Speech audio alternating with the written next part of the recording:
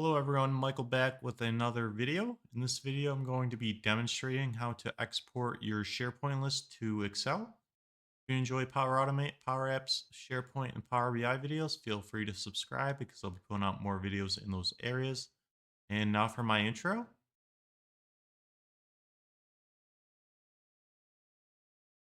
Okay, so you're looking to export your SharePoint list to Excel. There is a very easy way to do it within the SharePoint. You don't even need Power Automate or Power Apps to do it. So let me go ahead and navigate to my SharePoint list. So I have an employee list log. So this list is very large. I have around 10,000 rows. So if we look at the top up here, we have a couple options. And one of the options is actually export. So depending on your access level for the SharePoint list, you may or may not see this option. So if you don't see it, you don't have the permissions to be able to do this action. So reach out to whoever owns the SharePoint list if you really want to export this SharePoint list.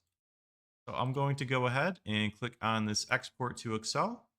In the top right hand side, we can see that we have a new download. It will say query. Um, I've done this a couple times, so it's number 5. I'm going to go ahead and open this file. So we get a security warning here. Go ahead and enable it. Not sure why that pops up. I haven't looked into it, but I get it all the time. So since I do have a ton of items in my SharePoint list, it does take a couple seconds to load. But you can see that I now have all the SharePoint items in Excel, and it's in the XLSX file type. So I find it a lot easier sometimes when you're analyzing data and comparing it to export it to Excel, because trying to view it in a SharePoint list is pretty difficult if you have a lot of items. And let's say I want to do some Excel formulas, comparing this data to another list. It's a lot easier if you just export it to Excel. And you can even save this file and send it in Teams. Let's say someone on your team asks for an export. You can just do it that way. So when I did export this, you can see that all the columns came over. Let's say you want to send only a certain amount of columns. So let me go back. I'll close out this file. So let's say I only want to send the first name, the last name, and the job title in the export. Let me go ahead and make a new view that only contains those items. So first name, I'll just do name and job title. I'll make it a public view so anyone on my team can see this.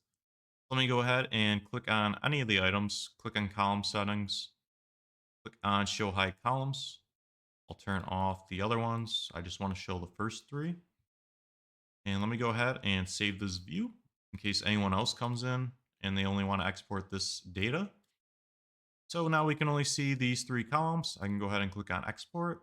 Also, there's a few more options under export. So if you want to export it with a CSV, you can also do that. It really just depends up to you. I find Excel easier, but sometimes the CSV can be helpful.